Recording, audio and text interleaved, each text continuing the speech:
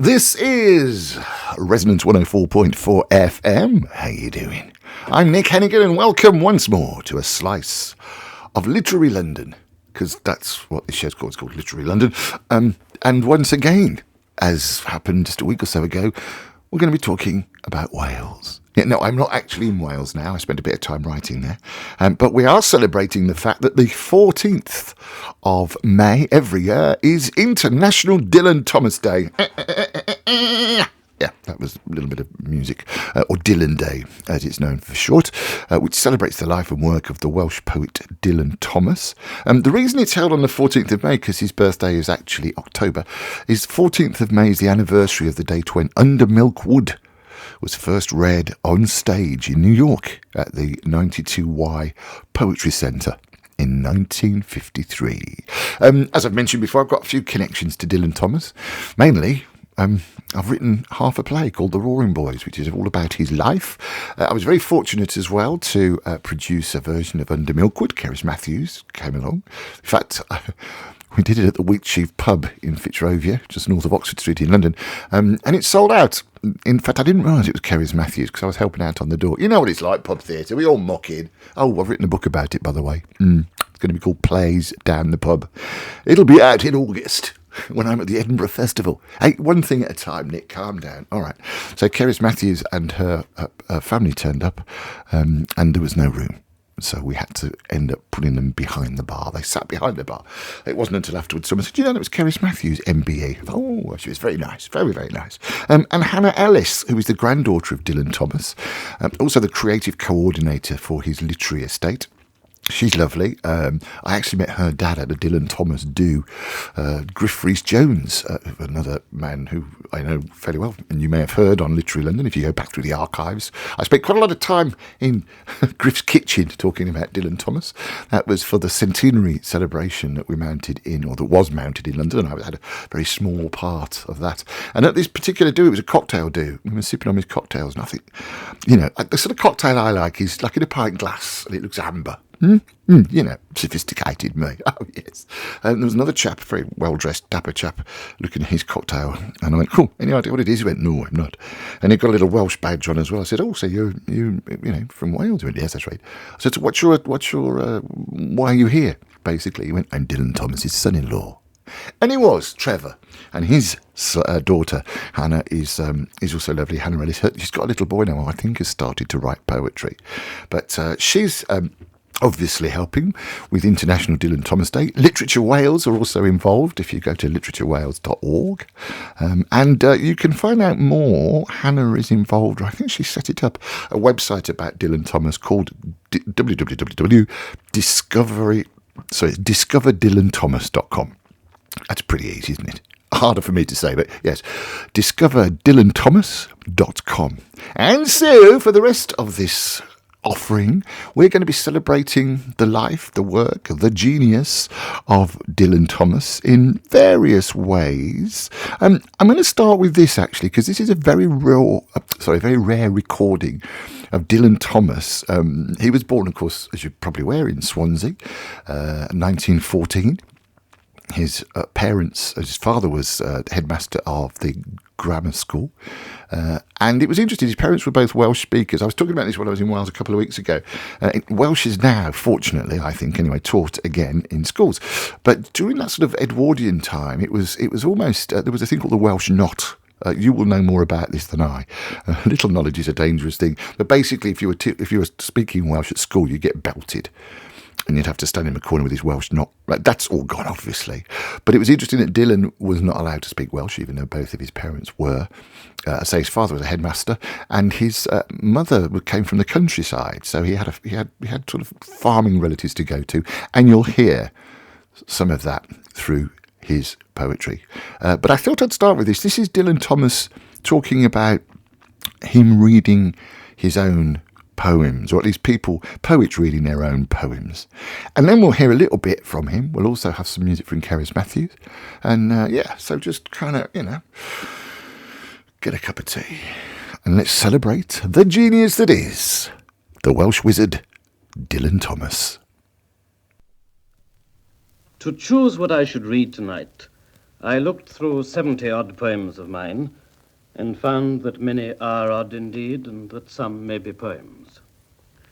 And I decided not to choose those that strike me still as pretty peculiar, but to stick to a few of the ones that do move a little way towards the state and destination I imagine I intended to be theirs when, in small rooms in Wales, arrogantly and devotedly, I began them. For I like to think that the poems most narrowly odd are among those I wrote earliest, and that the later poems are wider and deeper, though time, if interested, may well prove me wrong and find that the reverse is true or that each statement is false. I do not remember, that is the point, the first impulse that pumped and shoved most of the earlier poems along, and they are still too near to me, with their vehement, beat-pounding, black and green rhythms like those of a very young policeman exploding, for me to see the written evidence of it. My interpretation of them, if that is not too weighty a word, just for reading them aloud and trying to give some idea of their sound and shape, could only be a parroting of the say that I once had. And all that a reader, aloud of his own poems, can hope to do is to try to put across his own memory of the original impulses behind his poems, deepening maybe, and if only for a moment, the inner meaning of the words on the printed pages. How I wish I could agree wholeheartedly with that, let alone hope to achieve it. But the danger. For what a reader, aloud of his own poems, so often does is to mocken or melodramatize them, making a single simple phrase break with the tears or throb with the terrors from which he deludes himself the phrase has been born.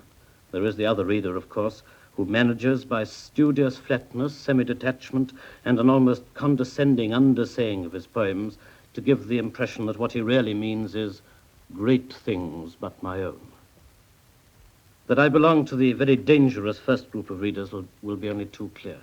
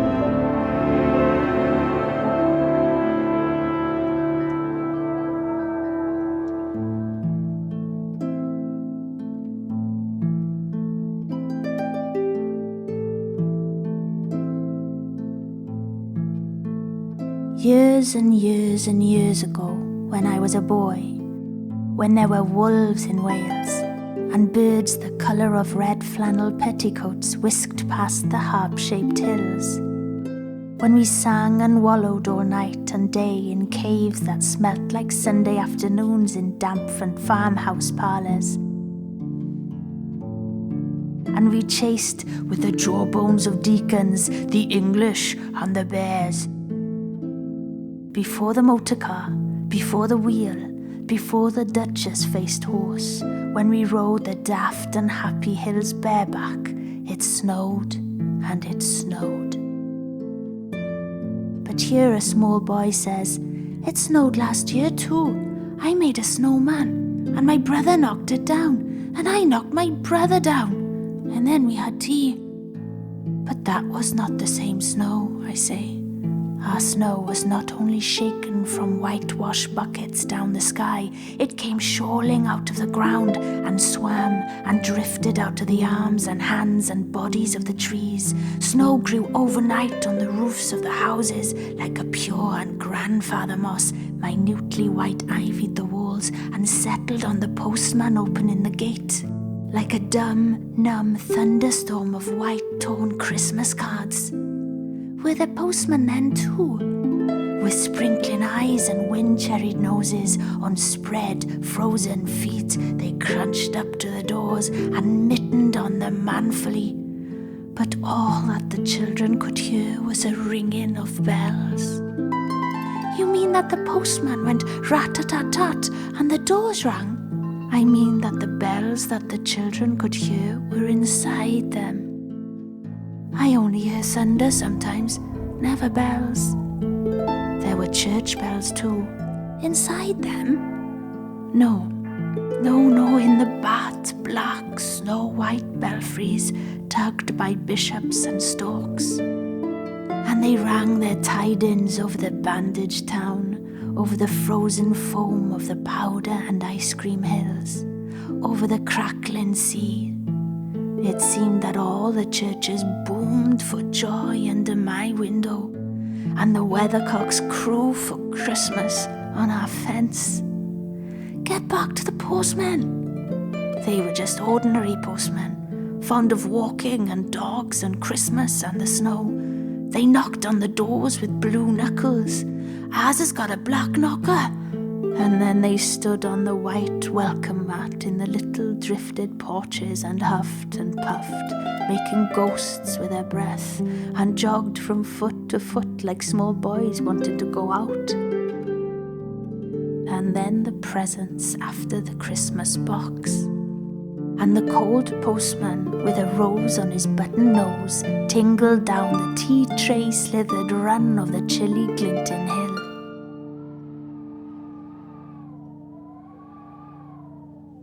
He went in his ice-bound boots like a man on fishmonger's slabs. He wagged his bag like a frozen camel's hump. Dizzily turned the corner on one foot, and by God, he was gone.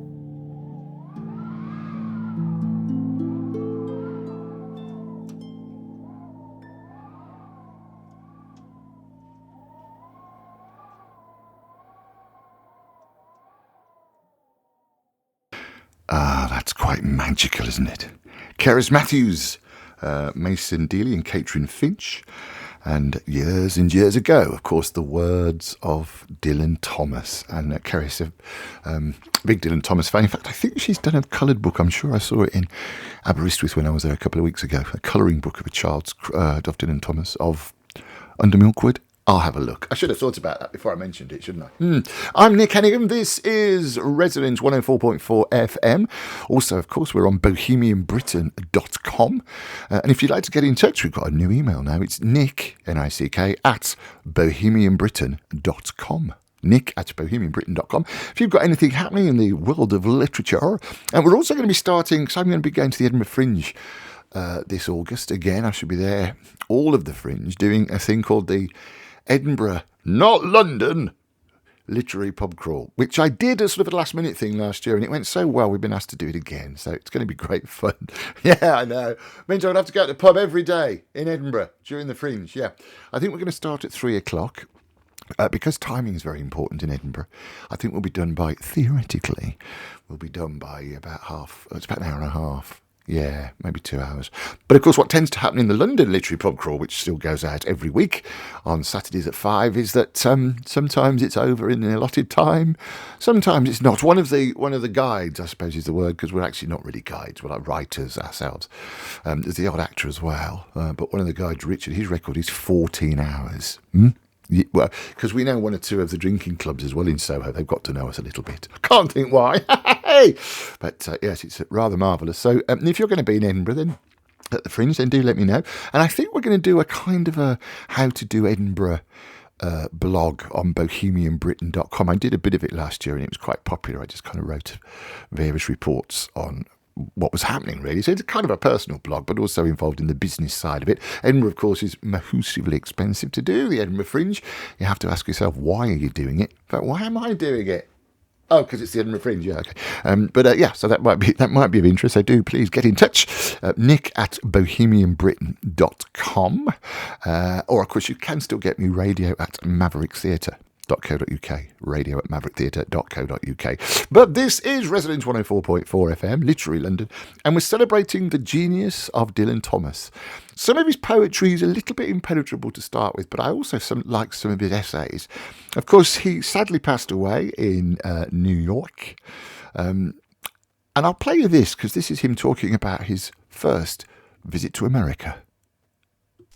Across the United States of America, from New York to California and back glazed again, for many months of the year there streams and sings for its heady supper a dazed and prejudiced procession of European lecturers, scholars, sociologists, economists, writers, authorities on this and that, and even, in theory, on the United States of America. And breathlessly between addresses and receptions, in planes and trains and boiling hotel bedroom ovens, many of these attempt to keep journals and diaries. At first, confused and shocked by shameless profusion and almost shamed by generosity, unaccustomed to such importance as they are assumed by their hosts to possess, and up against the barrier of a common language, they write in their notebooks like demons, generalizing away on character and culture and the American political scene.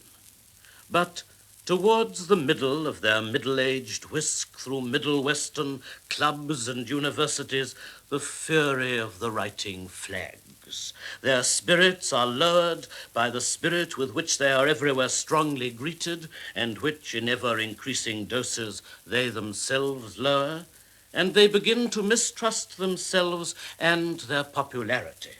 For they have found too often that an audience will receive a lantern lecture on, say, ceramics with the same uninhibited enthusiasm that it accorded the very week before to a paper on the modern Turkish novel. And in their diaries, more and more do such entries appear as no way of escape, or buffalo, or I am beaten, until at last they cannot write a word, and twittering all over, old before their time, with eyes like rissoles in the sand, they are helped up the gangway of the homebound liner by kind bosom friends of all kinds and bosoms, who bolster them on the back, pick them up again, thrust bottles, sonnets, cigars, addresses into their pockets, have a farewell party in their cabins, pick them up again, and, snickering and yelping, are gone, to wait at the dockside for another boat from Europe and another batch of fresh green lecturers.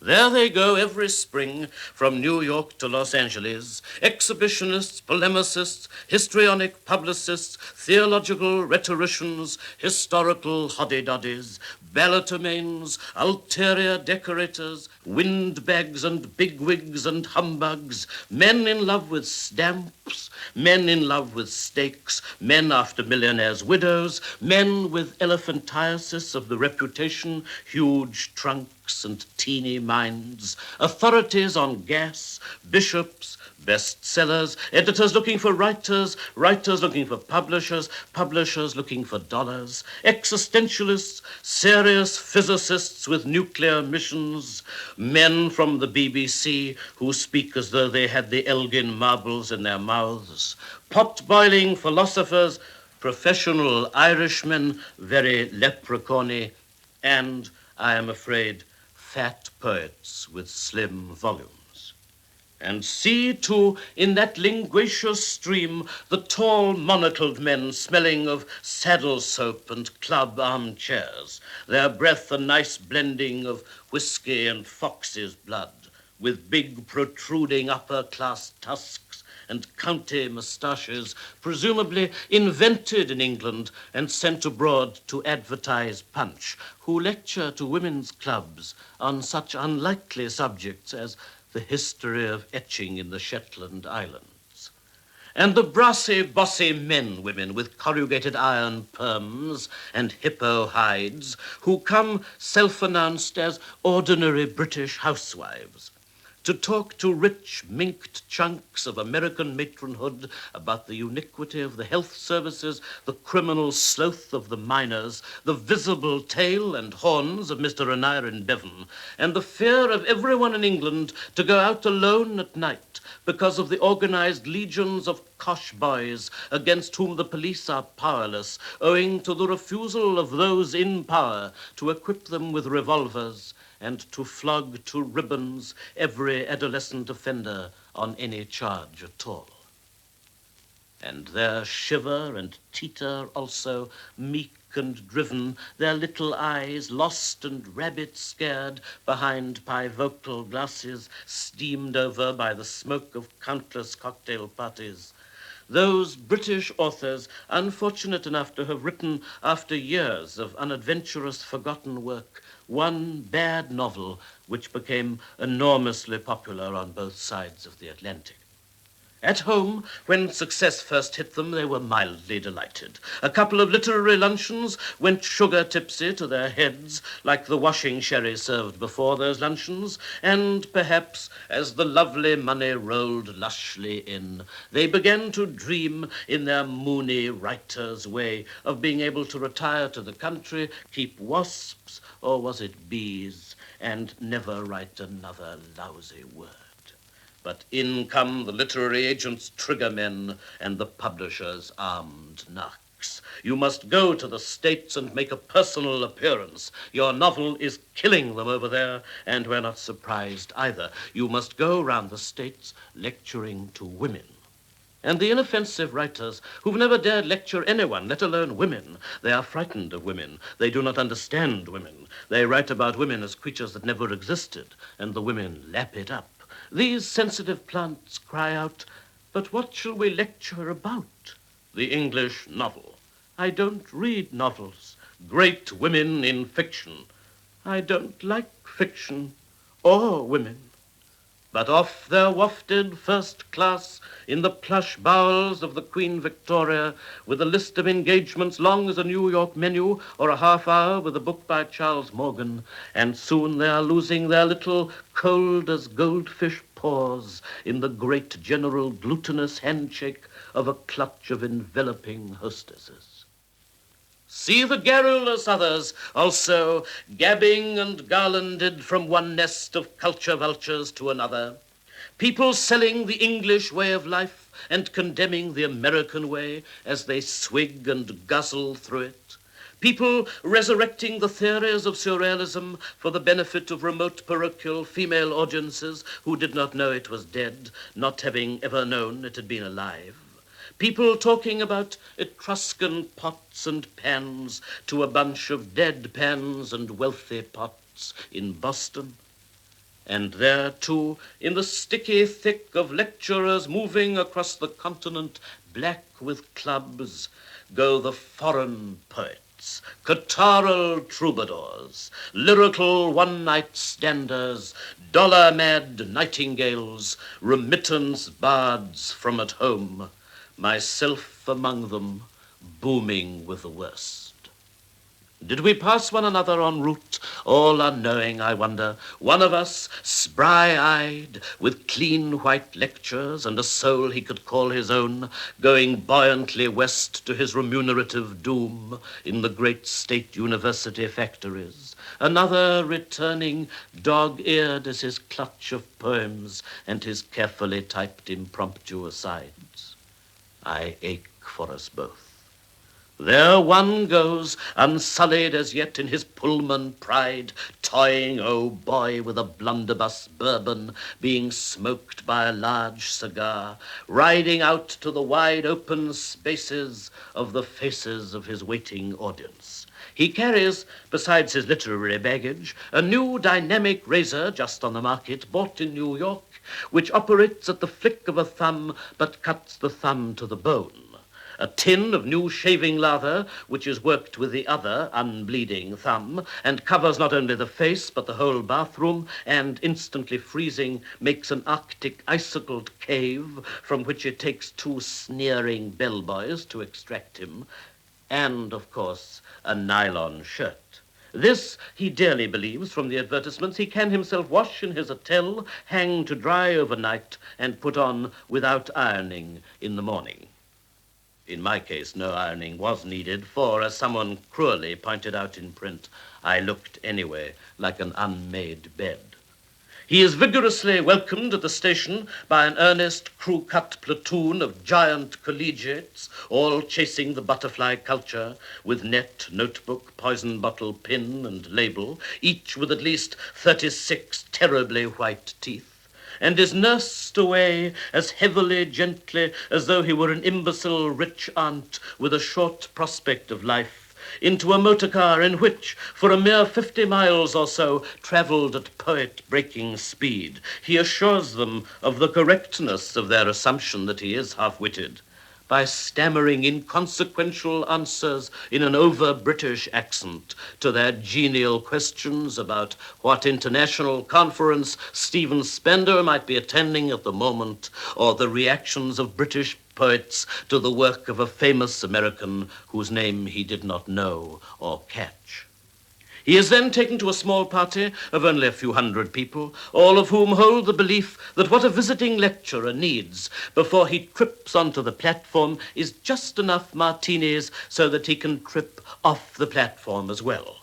And, clutching his explosive glass, he is soon contemptuously dismissing, in a flush of ignorance and fluency, the poetry of those androgynous literary ladies with 3 names, who produce a kind of verbal ectoplasm to order as a waiter dishes up spaghetti, only to find that the fiercest of these, a wealthy huntress of small, seedy lions, such as himself, who stalks the middle western bush with ears and rifle cocked, is his hostess for the evening. Of the lecture he remembers little but the applause and maybe 2 questions. Is it true that the young English intellectuals are really psychological? Or, I always carry Kierkegaard in my pocket. What do you carry? Late at night in his room, he fills a page of his journal with a confused but scathing account of his first assignment, summarizes American advanced education in a paragraph that will be meaningless tomorrow, and falls to sleep, where he is immediately chased through long, dark thickets by a Mrs. Mabel Frankincense Mahaffey with a tray of martinis and lyrics. And there goes the other happy poet, bedraggledly back to New York, which struck him all of a sheepish, never-sleeping heap at first, but which seems to him now, after the ulcerous rigors of the lecturer's spring, a haven cozy as toast, cool as an icebox, and safe as skyscrapers. Brilliant. Dylan Thomas reading his own visit to America. And that's all we've got time for this time, but I hope you've enjoyed that. A little celebration of Dylan Day, International Dylan Thomas Day. I'll see you next time. I'm Nick Hennegan. We're on bohemianbritain.com, but this mainly is Literary London on Resonance 104.4 FM.